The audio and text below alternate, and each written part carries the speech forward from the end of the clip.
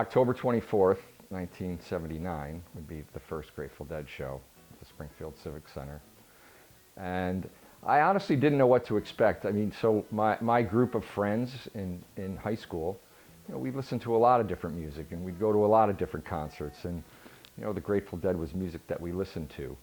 But after going to that first show, I mean, it just spoke to me like nothing else and any other music had ever, you know, spoken to me before. And it kind of changed everything. And then it was just like, couldn't go see that enough, couldn't get enough of that, just wanted to, you know, more and more. And I think even during the first part of that show, I mean, it was great.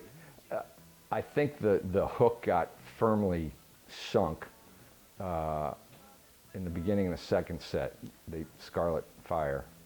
And it was just, you know, this place, this floating place that you go to when for me, when you hear Scarlet Begonias, it's and then, you know, the go-between into Fire on the Mountain. That was like, wow, this is amazing, and I can't get enough of it. I still can't get enough of it. So my dad was a drummer, a pretty good drummer, and I grew up playing the drums.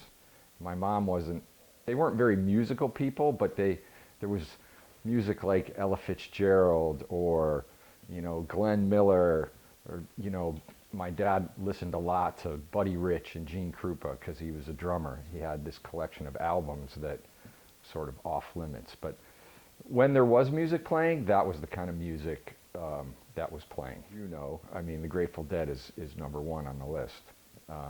And that they kind of changed my whole trajectory of music. You know, after my first show, there's a special place in my heart, and that's where they are. You're smiling. Yeah, yeah, it does. It brings a smile to my face. Number two is probably the Allman Brothers, and that's probably a direct.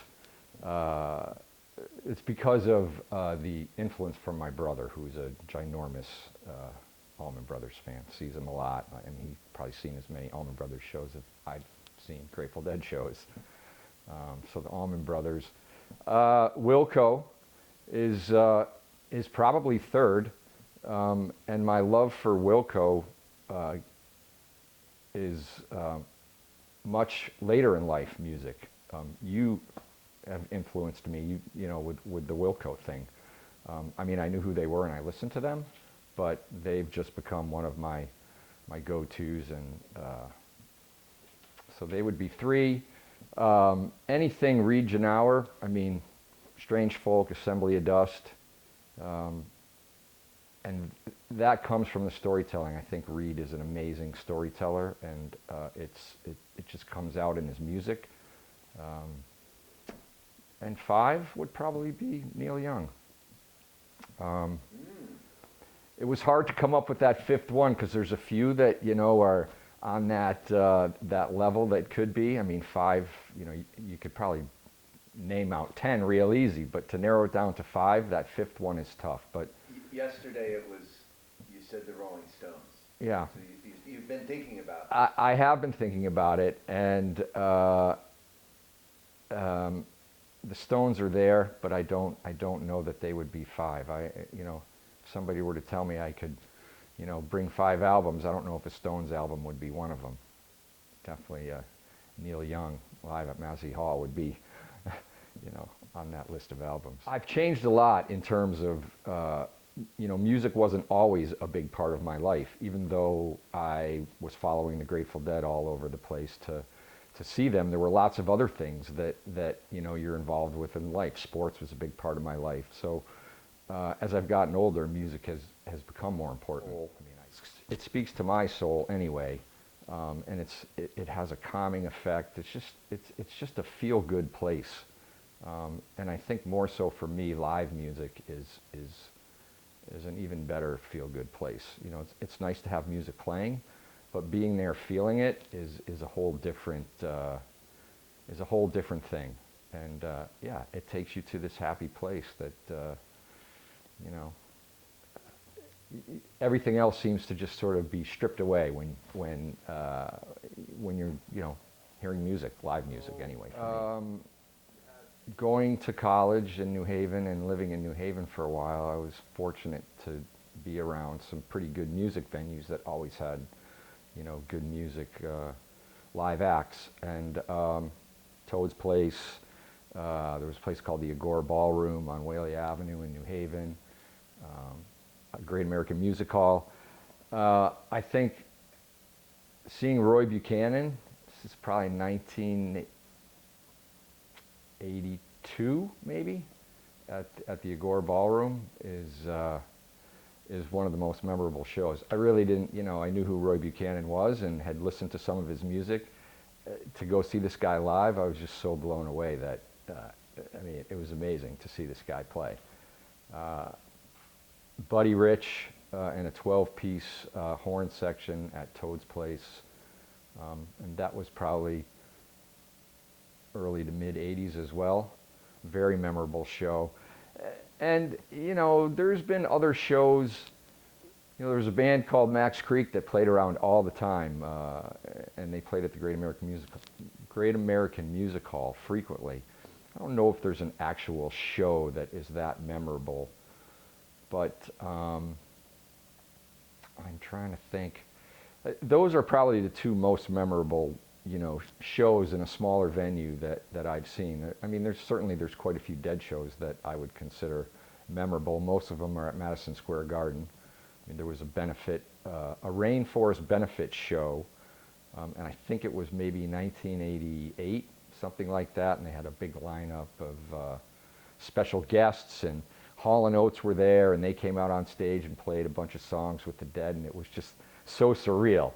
I mean, these guys out there. That's one of my most memorable Dead shows. I don't know that it's one of the best Dead shows, but it's one of the most memorable. Toad's Place was this, at the time, we sort of took it for granted. It's just this place that everybody went to, and when there wasn't live music, they had some dance party, and it was a place that you pay $3 or $4 or $5 to get into. But there was always something good happening at Toad's Place on a weekend, and the type of music ranged from, I think the Talking Heads played there, to, heavy metal, hard stuff, and whatever your fancy was. There was always something for you at Toad's Place. Not to mention the big acts that would show up. I mean, the Stones played there. They opened. They played the night before, the day before they opened one of their tours. Springsteen has played there, after playing at the New Haven Coliseum. It's just, and it has changed because I've been there, we've been there since, and the vibe is a little different. And I think a lot has to do with maybe the change in drinking age, and it seemed like it was a much younger crowd back in the day, and it's not that way now. I think they don't have the as big of acts as they used to get long ago. We didn't share a room as kids, so I always heard the music coming from his room, and he was Allman Brothers, Creedence, Jim Croce. That's the kind of stuff that he was listening to when I was at that age of being influenced. And then my little group of friends that we hung out with, we all liked the same kind of music, the Who and the Doors and Jimi Hendrix, and a lot of that music that came out of the 60s. That we all loved, and of course the Dead was included in that group, and we all sort of caught the bug after seeing the first show. But my brother was probably the biggest influence, and he played guitar, so he was always something that I wanted to do. I played the drums, but as a kid, haven't played in years, but he would be. You've been a big influence on me musically speaking in my later life. You've introduced me to a lot of bands that I might not ever have listened to. So I thank you for that. For me, the smaller venues, are where it's at. I have to say, Woolsey Hall at Yale is a really cool venue. And way back in 80s, both Jerry Garcia Band and Bobby and the Midnights played at Woolsey Hall. It was one show, both bands. There was no crossover. They didn't play together. They each did their own thing, but it was a cool place to see music.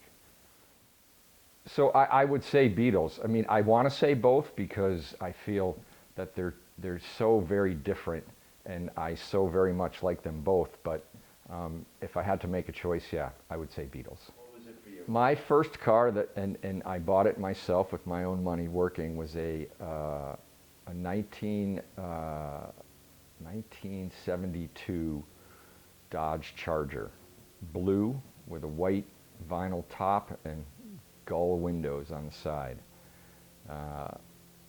And back then, I want to say, I don't know if cassettes were a thing. I don't know if we were still in 8-tracks then, but